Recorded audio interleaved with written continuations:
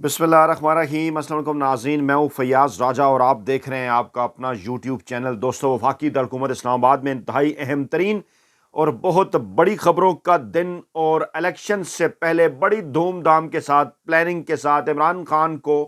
जो तोशा खाना केस के अंदर सजाएं दी गई थी, बड़ी खबर, वो तमाम की तमाम सजाएं मुअत्तल। इमरान खान की रिहाई का हुक्म। चीफ जस्टिस काजी फाइज ईसा साहब ने अहम तरीन मामले के ऊपर यू टर्न ले लिया और पाकिस्तानी इस्टेब्लिशमेंट का एक बार फिर इमरान खान को पैगाम। तमाम तर तफसीलात रखेंगे आज के इस बड़े और अहम तरीन दिन के मौका पर आपके सामने। और जनाब, दिन का आगाज हुआ जस्टिस रिटायर्ड तसद्दुक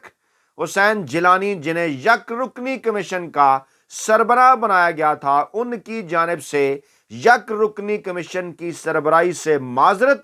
सरेआम थप्पड़ रसीद किया कहा जा रहा है। इसे बाखबर हलकों की जानिब से खत लिखा शहबाज शरीफ को और मौजूदा चीफ जस्टिस काजी फाइज ईसा साहब को, और अपने इस खत के अंदर उन्होंने जनाब आईना दिखा दिया वाज़े तौर पर। पहले इसी से मामले का आगाज करेंगे और फिर बड़ी खुशखबरी पाकिस्तान तहरीक इंसाफ के कारकुनान के लिए, बिलखसूस पाकिस्तानी अवाम के लिए, बिलअमूम जमहूरियत आइन कानून की जद्दोजहद करने वालों के लिए, पाकिस्तान तहरीक इंसाफ और इमरान खान को वोट देने वालों के लिए, बड़ी तादाद में 3 करोड़ की तादाद में, उन सब के लिए बड़ी खुशखबरी। इमरान खान जल्द उनके दरमियान होंगे। इसकी तफसीलात भी आपके सामने रखेंगे। हाई कोर्ट के जजेस के इल्जामात जस्टिस रिटायर्ड तसद्दुक हुसैन जिलानी की इंक्वायरी कमीशन की सरबराही से माजरत। जी हां, शहबाज शरीफ को खत लिखा चीफ जस्टिस काजी फाइज ईसा साहब को, क्योंकि 6 जज साहिबान के खत का अज खुद नोटिस लेते हुए 7 रुकनी लार्जर बेंच तश्कील किए जाने के कुछ देर बाद इस पेशरफ्त का बताया जा रहा है। लेकिन हुआ क्या था मामला, पहले उनकी जानिब से ये माजरत आ चुकी थी सामने। ऐसा तो नहीं हो सकता ना कि जनाब पहले खुद ही कमीशन बना दें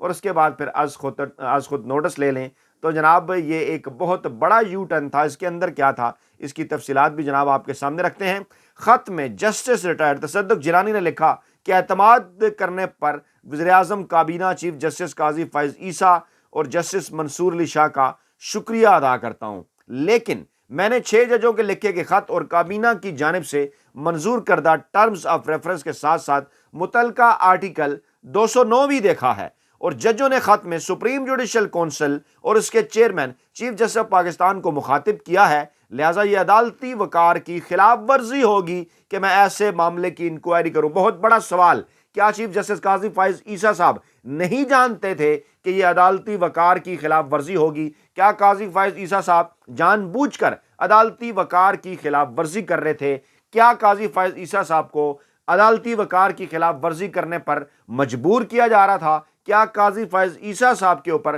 कोई दबाव था कि जिसके नतीजे में अदालती वकार मजरू हो जाए? या काजी फाइज ईसा साहब किसी की फरमाइश पूरी कर रहे थे कि जिसके नतीजे में अदालती वकार जो है वो मजरू हो जाए, जो अदालती वकार है उसकी खिलाफ वर्जी हो जाए? या काजी फाइज ईसा साहब किसी के बुग्स का शिकार थे, वो किसी रद्द अमल की अदालत का शिकार थे? जैसे होता है ना, रद्द अमल की सहाफत बाज लोग किया करते हैं, रद्द अमल की सियासत भी बाज लोग किया करते हैं। तो ये एक बहुत बड़ा सवाल है। पहले तफसीली तौर पर इसके ऊपर बात कर लेते हैं, कुछ चीज़ों के ऊपर। इस वक्त पाकिस्तान के जो माफिया हैं, हैंडलर्स हैं, सहूलतकार हैं, जो सारे हाइब्रिड निज़ाम को चला रहे हैं, उनको कम से कम आईना दिखाना अज़ ज़रूरी है। वापस पर लेकर जाएंगे तसद्दुक जिलानी साहब के इस अहम तरीन खत की जानिब, क्योंकि यक रुकनी कमीशन की सरबराही से इनकार की खबर जराए ने पहले सामने लाई, ब्रेक की, और उसके बाद फिर आज खुद नोटिस आ गया। और कहा यह जा रहा है कि आज खुद नोटिस क्योंकि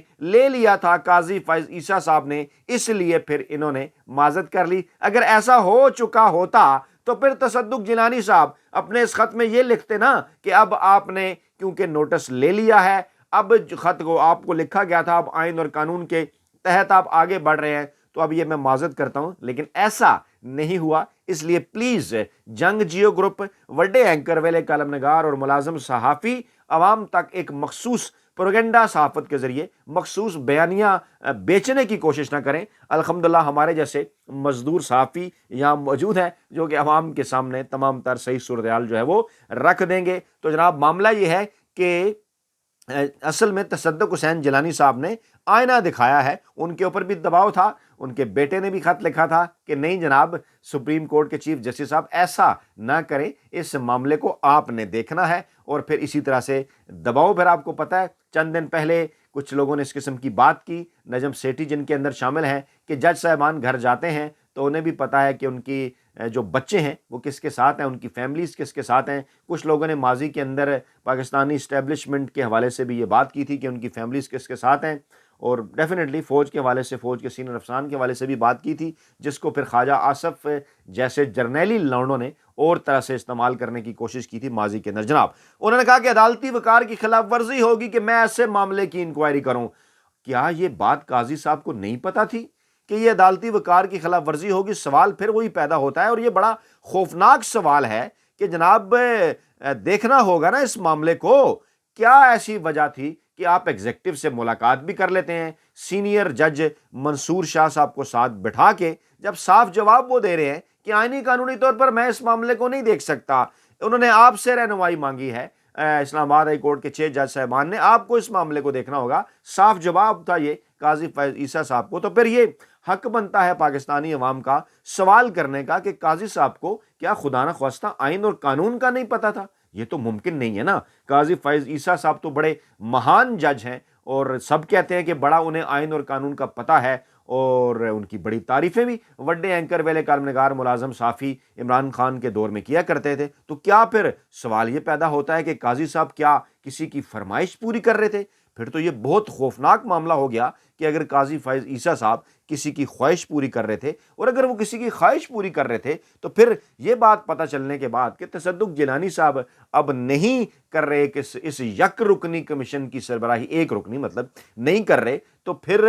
وہ ایک ایسا بینچ کیسے بنا سکتے ہیں کہ جس میں کنفلکٹ آف انٹرسٹ پہلے ہی ہے کہ انہوں نے خود ملاقات کی، منصور شاہ صاحب نے ملاقات کی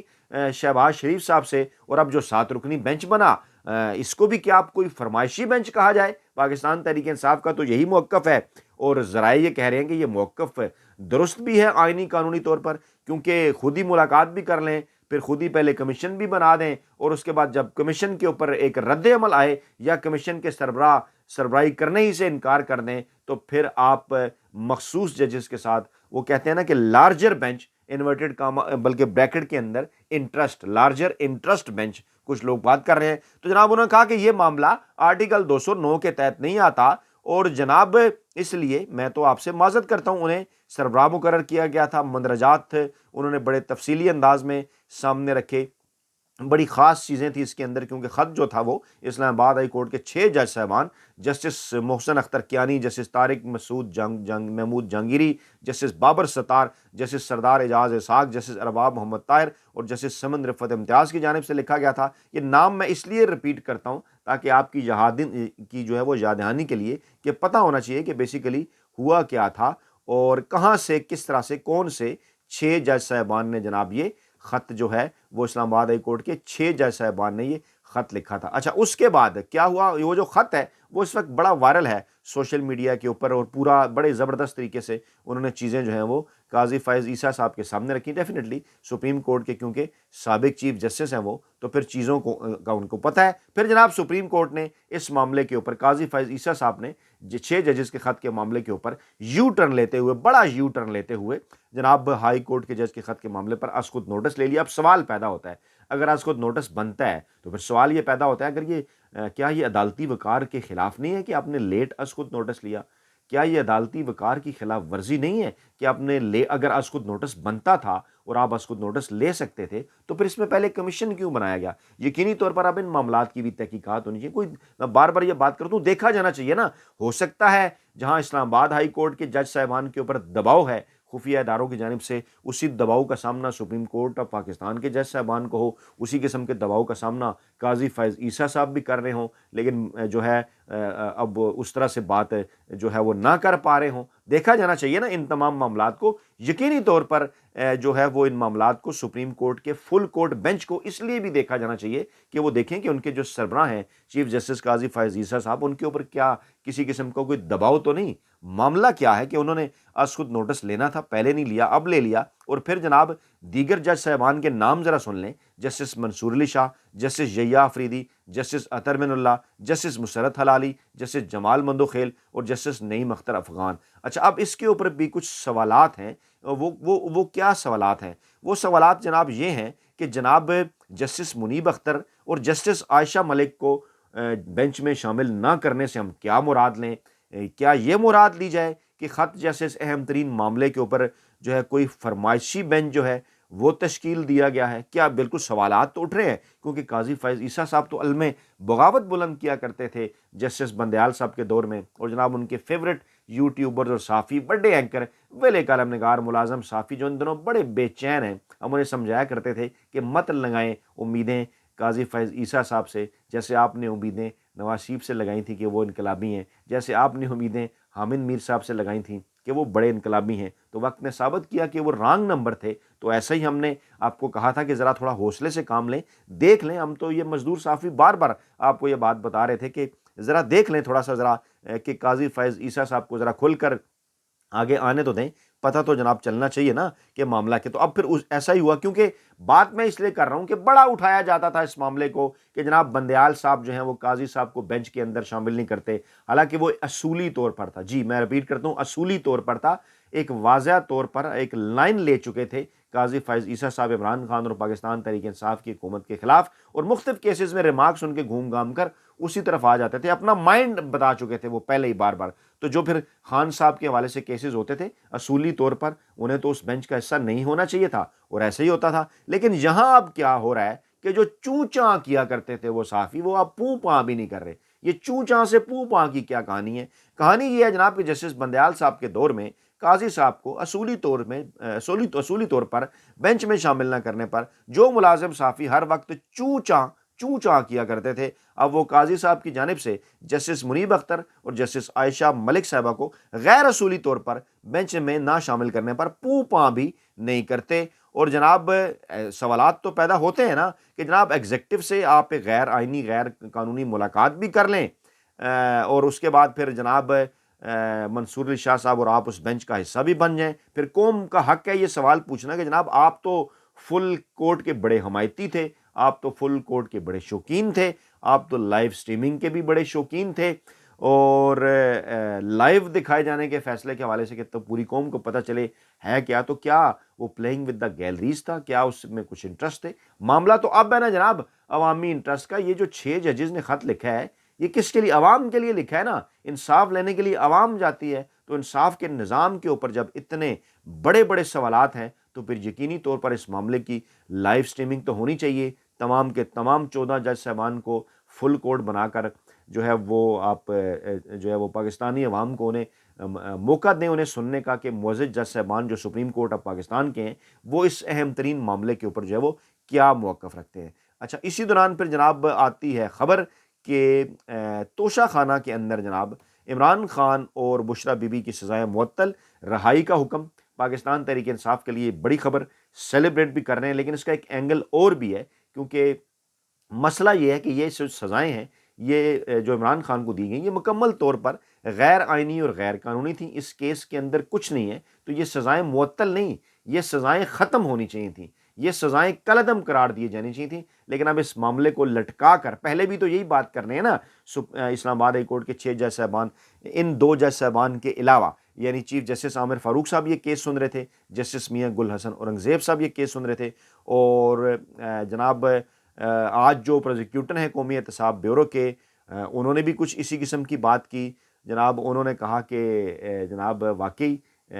یہ تو پھر موقف تو یہی بنتا ہے ہمارا بھی، ان کے اس موقف کے نتیجے میں ہی یہ جناب سزائیں معطل ہوئیں۔ تو ڈیفینیٹلی کچھ سوچا تو گیا ہوگا نا کہ سزائیں معطل تو پہلے بھی عمران خان کی ہوئی ہیں کیس کے اندر، لیکن معاملہ وہاں کیا تھا کہ لٹکایا گیا، اور اسی سزائیں معطل کو بنیاد بنا کر عمران خان کو الیکشن سے بھی مائنس کیا گیا، بلے کا نشان بھی نہیں ملا، اور ساری چیزیں، تو یہ سزائیں جناب ختم ہونے والی تھیں۔ اور پھر جناب ابھی سائفر کا معاملہ ہے، وہ بھی کل ہے، اور اس کی کے اوپر بھی سماعت ہونی ہے، اس کیس میں بھی فارغ ہونا ہے، اس پلیٹ فارم کے اندر ہم آپ کو بتا چکے ہیں۔ اور پھر اس کے بعد رہائی جو ہے وہ سامنے عمران خان کی جو ہے وہ لکھی ہوئی نظر آ رہی ہے۔ اور اب اسی کانٹیکسٹ کے اندر آپ دیکھیں نا، یہ سزائیں معطل ہو گئیں، رہائی کا حکم ہو گیا، تو سوال یہ پیدا ہوتے ہیں کہ پھر عمل اس پر کیسے ہوگا، کیوں کر ہوگا؟ کیونکہ کچھ اور کیسز آپ نے ڈال رکھے ہیں اسی طرح کے عمران خان کے اوپر، اور جو سب مکمل طور پر اسی طرح سے جعلی اور جھوٹے ثابت ہوں گے۔ لیکن سر دست آج کی یہ جو بڑی ڈیولپمنٹس ہیں، تین اہم ترین: عمران خان کی سزائیں معطل ہونا، پھر جیلانی صاحب کا جو ہے وہ کمیشن کی سربراہی سے انکار، پھر قاضی صاحب کا ایک سو موٹو نوٹس، اور پھر اس قسم کا بینچ جو ہے وہ 7 رکنی تشکیل دینا یو ٹرن لے کر، یہ یقینی طور پر آگے جو پاکستان کے آئندہ چند دنوں کے سیاسی حالات ہمارے سامنے آنے والے ہیں ان پر انتہائی گہرے اثرات ہوں گے ان کے۔ تو جناب اپنا بہت خیال رکھیے گا، دعاؤں میں یاد رکھیے گا۔ نئی ویڈیو کے ساتھ جلد حاضر ہوں گے، اللہ نے کے مان۔ اور روابط عمران خان کے ساتھ اب بھی جاری ہیں۔ گنڈا پور صاحب نے بھی ملاقات کی ہے، ایک پیغام عمران خان کے پاس پہنچایا ہے اسٹیبلشمنٹ کی جانب سے جو شہباز شریف نے انہیں دیا تھا، اس کے اوپر بھی تفصیلی بات ہوگی اگلے ولاگ کے اندر، کیونکہ ویڈیو بڑی ہوگی ہے تو مزید تفصیلات کے ساتھ اگلے ولاگ میں حاضر ہوں گے۔ اپنا خیال رکھیے گا، اللہ نے کے مان۔